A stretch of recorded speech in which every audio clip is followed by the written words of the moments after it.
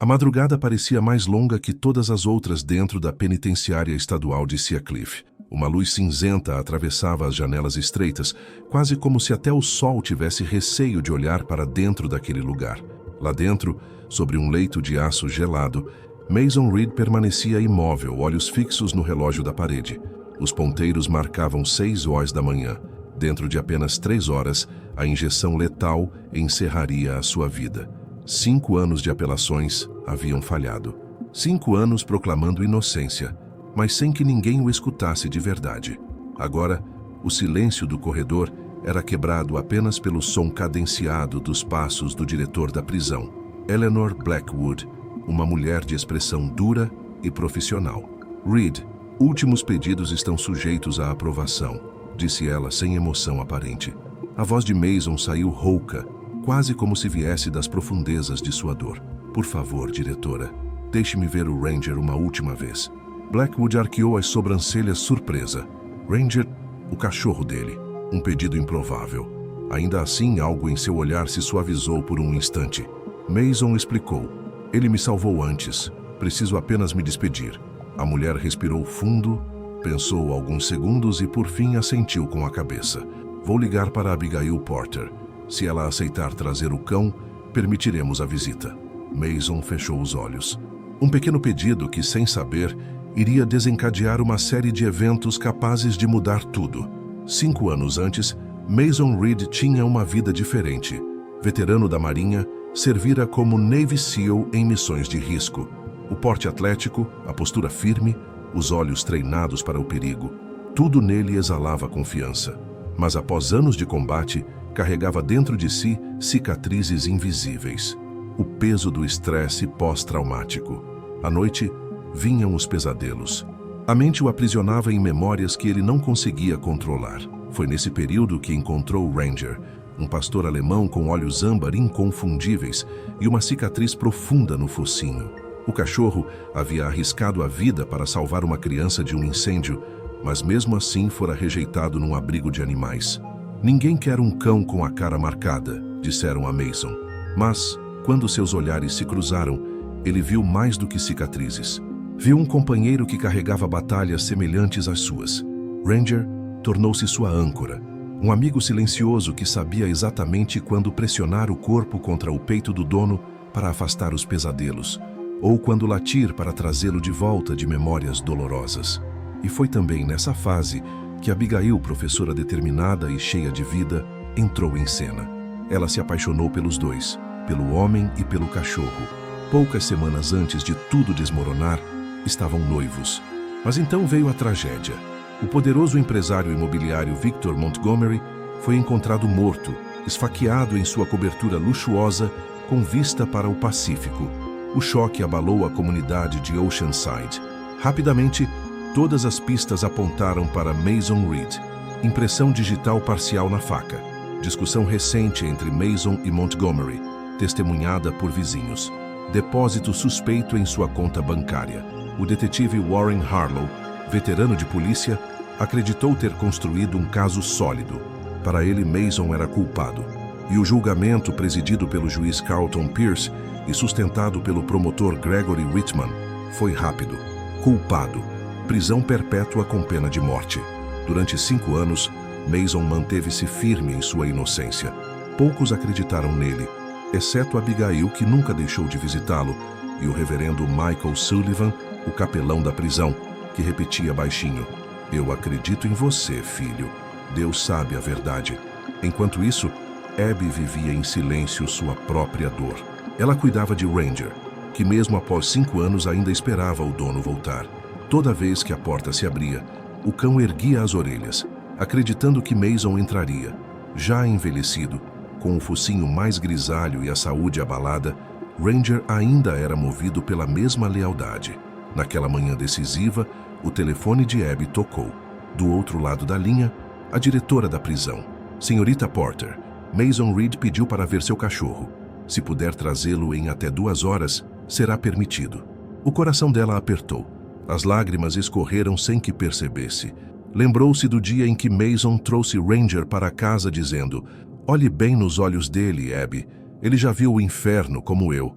Mas ainda assim tem tanto amor para dar. Ela olhou para Ranger, deitado no tapete, cansado, mas atento. O nome do dono ainda fazia suas orelhas se erguerem. Vamos ver o Mason, garoto, sussurrou. Ranger abanou o rabo, como se tivesse entendido. Enquanto Abby se preparava em outro ponto da cidade, o detetive Harlow revivia noites em claro.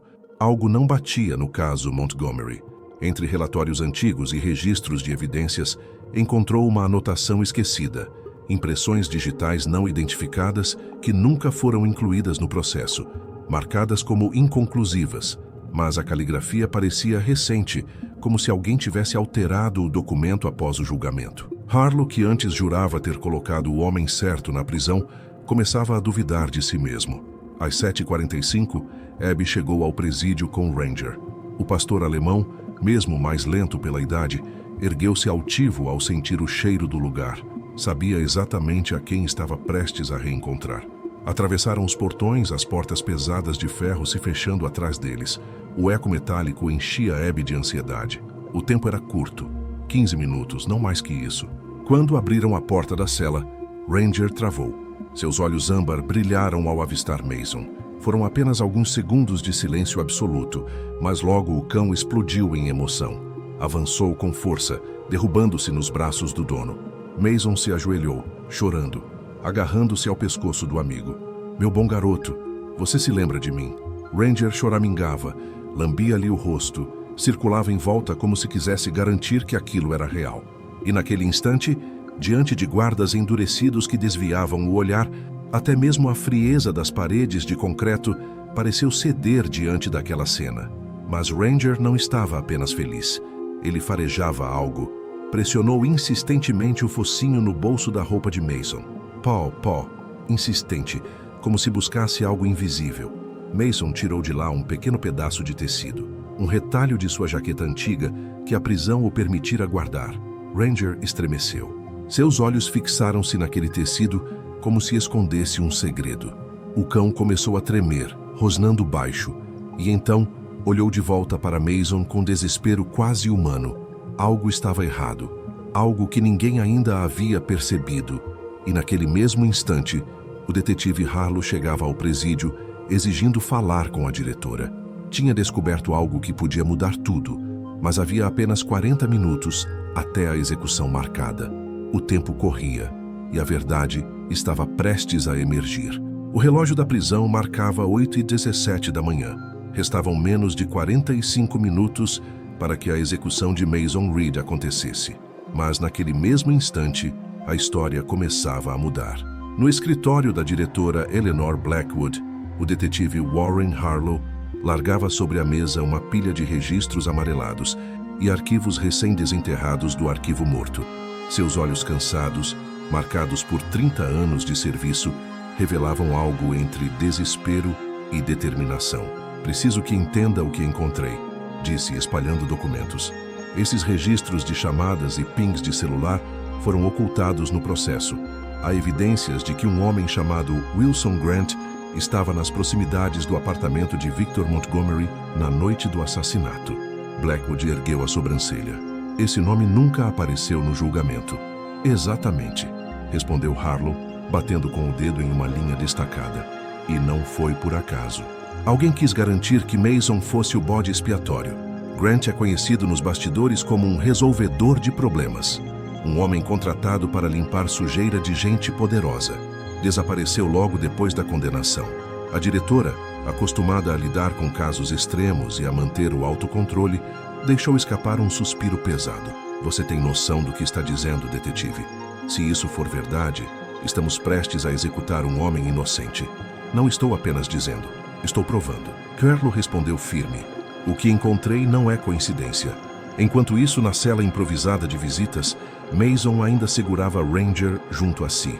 O cão não desgrudava, pressionando o focinho contra o peito do dono, cheirando cada detalhe como se quisesse memorizar aquele momento. Abby observava com lágrimas correndo pelo rosto, emocionada e, ao mesmo tempo, tomada pelo peso da realidade. Poderia ser a última vez que estavam juntos. De repente, Ranger voltou a insistir com o pedaço de tecido que Mason tirara do bolso. Farejava, tremia, rosnava baixo. O animal estava nervoso, mas não por acaso. Abby se aproximou e sussurrou. Ele está tentando nos dizer alguma coisa. Mason olhou confuso. É só um pedaço da minha jaqueta antiga. Me deixaram ficar com isso como lembrança. Não, disse Abby, balançando a cabeça. É mais do que isso. Ranger empurrou o pano contra Mason, depois contra Abby, e por fim soltou um rosnado surdo, como se recordasse de um cheiro que ninguém mais podia sentir. A tensão no ar aumentava. Minutos depois, a porta se abriu com força. A diretora Blackwood entrou acompanhada de 2 guardas. Sr. Reed, disse ela, a voz firme, mas com um tom diferente, quase humano. Recebemos novas informações. A execução será suspensa temporariamente. O coração de Abby quase parou. Mason, atônito, demorou a reagir. Suspensa? O detetive Harlow encontrou registros que apontam outro suspeito. Já informei ao gabinete do governador. Você terá mais 2 horas. Esperança. Aquela fagulha perigosa que Mason tentara enterrar dentro de si ressurgia com força. Ranger abanou o rabo, sentindo a mudança de energia. Abby cobriu a boca com as mãos, soluçando de alívio. Mas junto com a esperança, vinha também o medo. E se não fosse suficiente? No escritório, Harlow continuava cavando mais fundo. Entre relatórios ignorados e notas esquecidas, encontrou outro detalhe: resíduos de pólvora registrados na cena do crime, apesar da vítima ter morrido a facadas. Um detalhe que jamais fora apresentado no tribunal. Isso não é um erro técnico, murmurou Harlow para si mesmo. Isso é ocultação.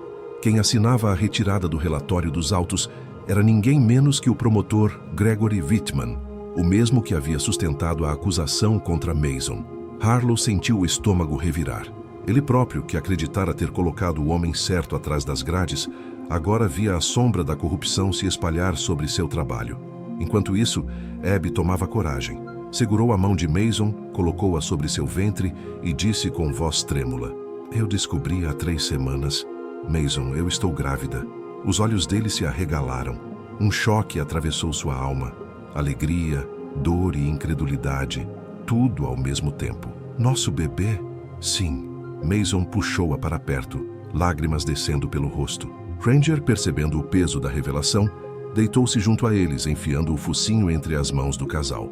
O cão parecia entender que ali, naquela cela fria, nascia um novo vínculo que poderia sobreviver ao destino cruel que os aguardava. Se eu não sair daqui, começou Mason, mas Abby interrompeu.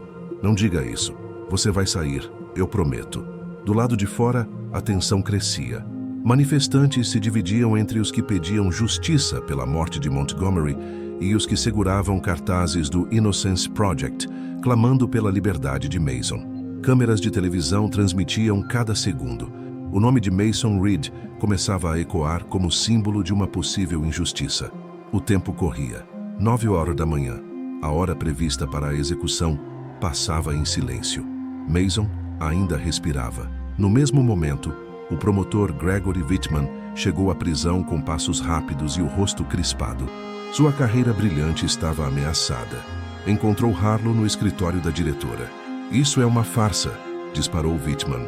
Não vou permitir que um caso sólido seja desfeito por devaneios de última hora. Harlow se levantou devagar, os olhos fixos nele. Então explique por que assinou a retirada de evidências do processo. Onde está o Rolex de Montgomery? O promotor congelou por um instante. O silêncio dizia mais que qualquer palavra. Irrelevante, resmungou por fim. E caso se sustentava sem isso. Harlow avançou um passo. Irrelevante? Um relógio que desaparece? Um relatório que some? Impressões digitais que nunca foram investigadas. Isso não é irrelevante. Isso é manipulação. A diretora Blackwood, observando a cena, sabia que estava diante de algo muito maior do que imaginara. De volta à cela, Ranger não parava de se agitar. Agora, ele farejava novamente a roupa de Mason, arranhando com as patas. Abby lembrou de algo. Mason, aquela noite você voltou para casa com essa jaqueta. Ranger ficou estranho. Ele não parava de puxá-la como se quisesse arrancar de você. Eu achei que ele estava brincando. Mason franziu a testa.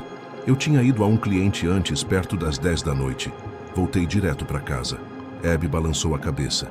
E se alguém mexeu na sua jaqueta? E se plantaram alguma coisa nela? O silêncio tomou conta da sala.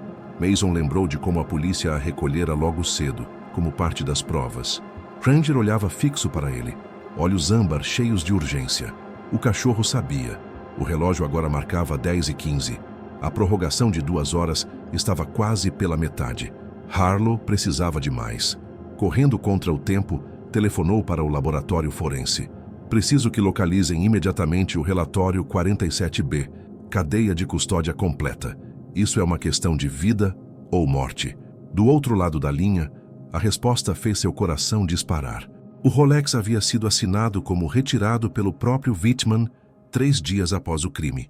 Nunca retornou ao depósito de provas. Harlow fechou os olhos, sentindo a gravidade do momento. Não era apenas um erro, era um crime dentro de outro crime.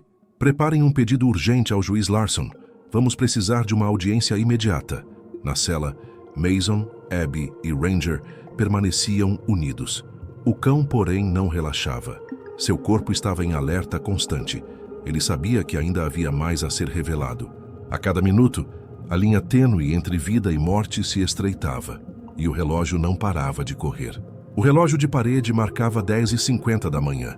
Restavam apenas 10 minutos até o prazo de prorrogação expirar. A tensão era insuportável. Na cela, Mason permanecia abraçado a Ranger, o cão inquieto, farejando e arranhando como se tentasse arrancar um segredo invisível de dentro da memória do tempo. Abby observava cada movimento, o coração acelerado. Foi então que a porta se abriu e o reverendo Sullivan entrou, acompanhado de um guarda. O capelão olhava sério, mas havia uma centelha de esperança em seus olhos. Mason, o detetive Harlow precisa saber de algo sobre a sua jaqueta. Mason franziu a testa. Minha jaqueta? Sim. Sullivan se aproximou. Ele encontrou registros de resíduos de pólvora no local do crime, mas Montgomery foi morto a facadas. Está tentando entender se a sua jaqueta pode ter sido a peça que contaminou a cena. As palavras caíram sobre Mason como um soco.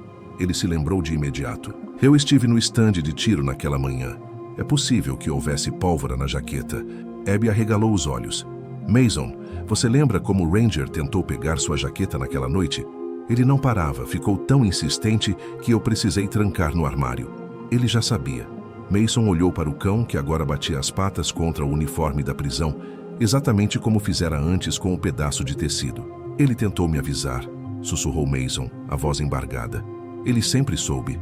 Naquele momento, do outro lado da prisão, Harlow recebia uma ligação do laboratório forense. A voz do técnico soava urgente. Encontramos o arquivo original, detetive. O Rolex foi retirado como evidência 3 dias depois do crime. A assinatura corresponde a Gregory Wittmann. O sangue de Harlow ferveu.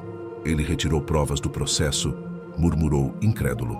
E tem mais, continuou o técnico. Localizamos a jaqueta do Sr. Reed em armazenamento secundário. Já fizemos exames preliminares. Há resíduos de uma substância usada para limpar sangue e DNA em cenas de crime. Não é pólvora comum. Era a peça que faltava. O objeto que ligava Mason a uma armação meticulosamente planejada. Preparem o relatório oficial imediatamente, ordenou Harlow. Isso pode salvar a vida de um homem. Às 10h59, a diretora Blackwood apareceu na cela. O coração de Abby quase parou. Ranger soltou um gemido agudo, como se sentisse a gravidade daquele instante. Sr. Reed, disse a diretora, segurando o celular junto ao ouvido. A ordem de execução expiraria agora. Mas... Ela fez uma pausa dramática, observando os 3. Acabo de receber uma ligação do gabinete do governador. O prazo foi estendido por mais 48 horas. Abby caiu em prantos. Mason desabou na cama, abraçando Ranger com força. O cão abanava o rabo, como se comemorasse junto. Havia esperança. Ainda que frágil, havia esperança. Do lado de fora, a multidão fervilhava. As notícias sobre o adiamento se espalhavam pelos noticiários. Metade da população gritava por justiça, pedindo que a execução acontecesse. A outra metade clamava pela inocência de Mason, empunhando velas e cartazes. O caso tornara-se um espetáculo nacional. Entre câmeras e microfones, figuras importantes começavam a se mover nos bastidores. O juiz Carlton Pierce, responsável pelo julgamento original, observava tudo de dentro de seu carro. Sua presença causava estranhamento. Juízes raramente acompanhavam execuções pessoalmente, mas ele estava ali, nervoso, recebendo ligações suspeitas de números ocultos.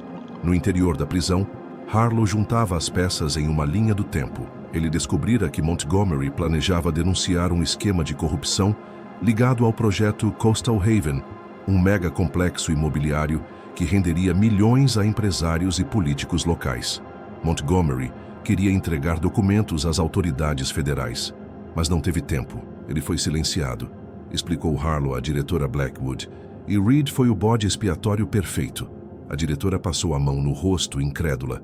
Isso significa que o próprio sistema ajudou a condenar um inocente... Não apenas ajudou, respondeu Harlow, manipulou. Enquanto isso, Abby, sentada ao lado de Mason, segurava sua mão com força. Ranger deitava entre os dois, o corpo envelhecido tremendo de emoção. Abby respirou fundo, hesitou por um instante e então confessou. Mason, eu escondi algo de você, sobre o Ranger. Ele a olhou preocupado. O que houve? O veterinário disse, no mês passado, câncer avançado. Ele pode ter apenas alguns meses de vida. O silêncio caiu pesado na sala.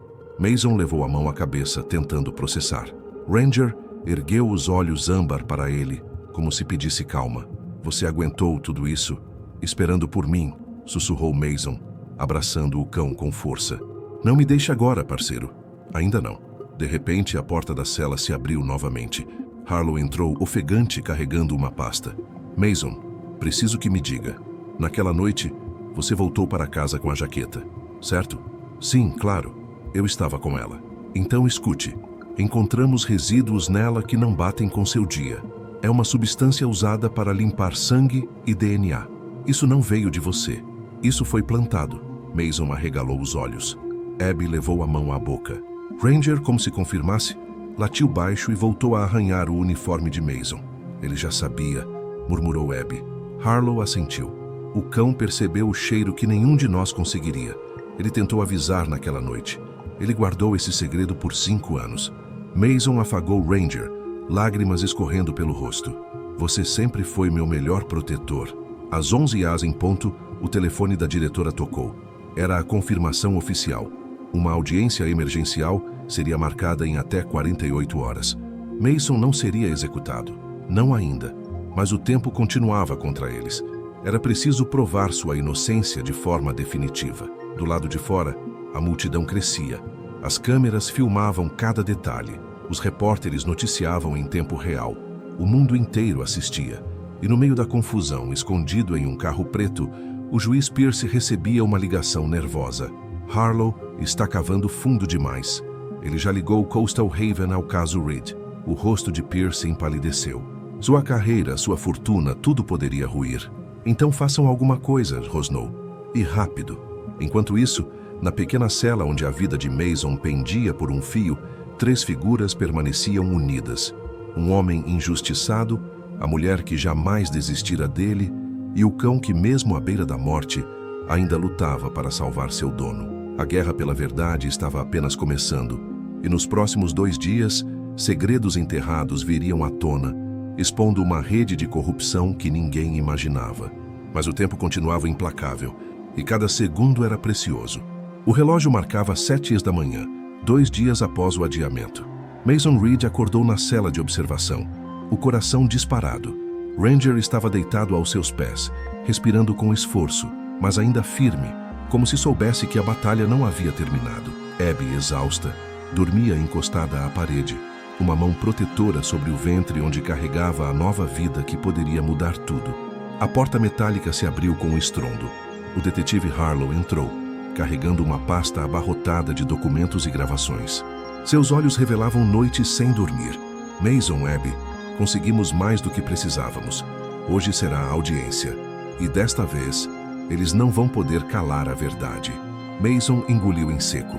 Ranger ergueu a cabeça e soltou um latido baixo, como se tivesse entendido.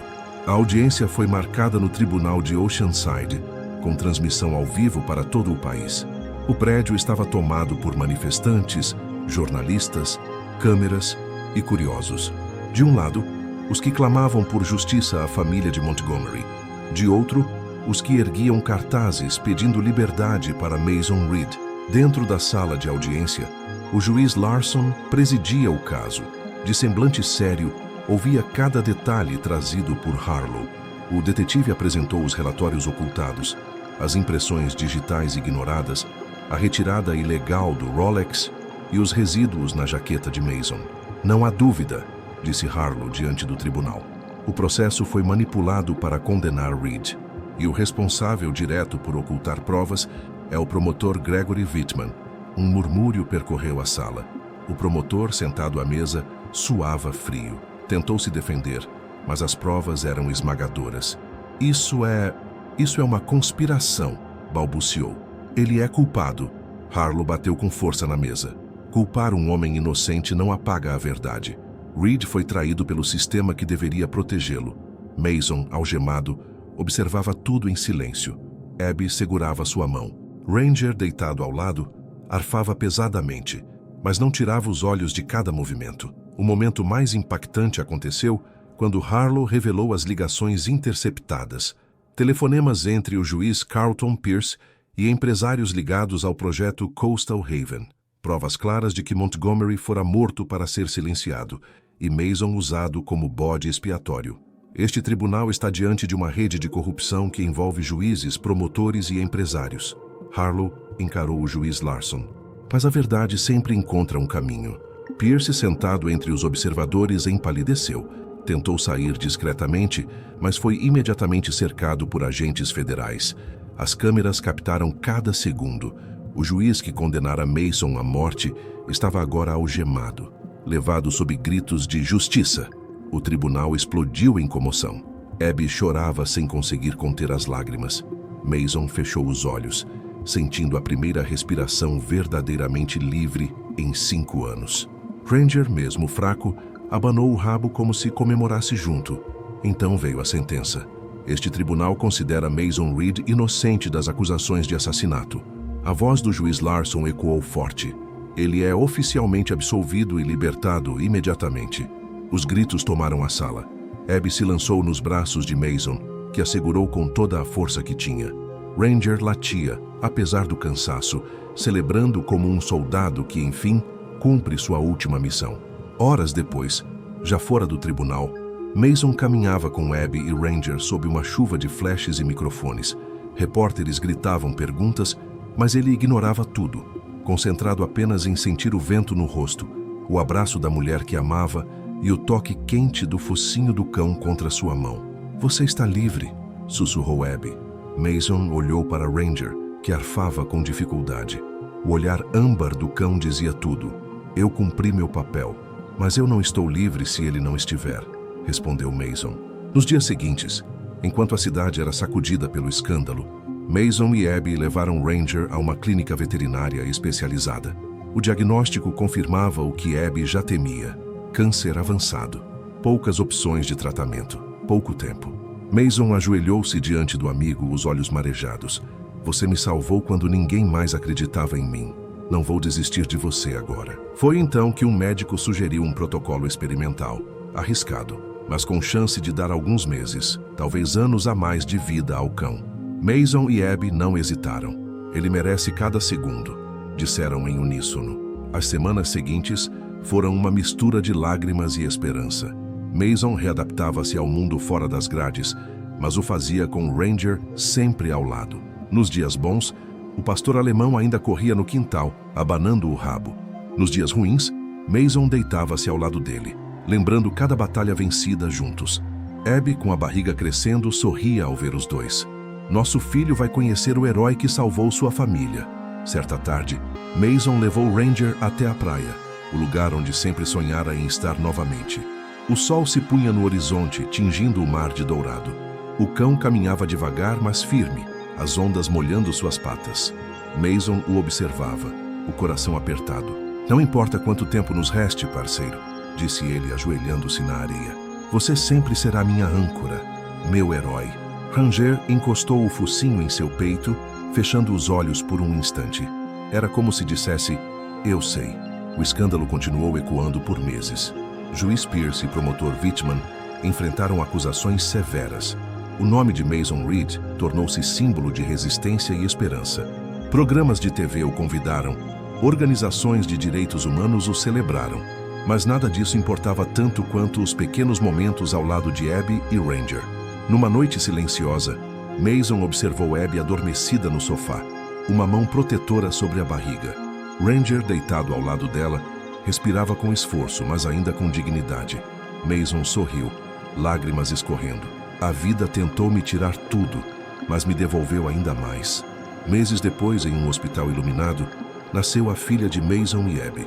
Quando a pequena foi colocada nos braços do pai, Ranger estava lá, deitado aos pés da cama, fraco, mas presente. O bebê abriu os olhos e, instintivamente, segurou a pata do cão. Abby chorou. Mason chorou. E até os médicos e enfermeiros na sala não conseguiram conter a emoção. Era como se o ciclo estivesse completo. Um homem inocente liberto, um amor renovado e uma nova vida começando diante deles. O tempo de Ranger foi curto, mas suficiente. Ele viveu para ver sua família reunida, para proteger até o último suspiro. Quando finalmente fechou os olhos para descansar, Mason e Abby estavam ao seu lado, sussurrando palavras de gratidão. O pastor alemão partiu como viveu, leal, corajoso, imortal na memória de quem o amou. Mason nunca deixou que a memória de Ranger fosse esquecida. Escreveu um livro, ajudou organizações de defesa da justiça e dedicou-se a proteger inocentes. Mas, acima de tudo, dedicou-se à família, e toda vez que olhava para sua filha, lembrava-se da promessa silenciosa feita naquele tribunal. Nunca mais permitir que a injustiça destruísse vidas, porque no fim, a maior lição que aprendeu veio de um cão marcado por cicatrizes. A lealdade verdadeira é capaz de resistir até ao tempo e à morte,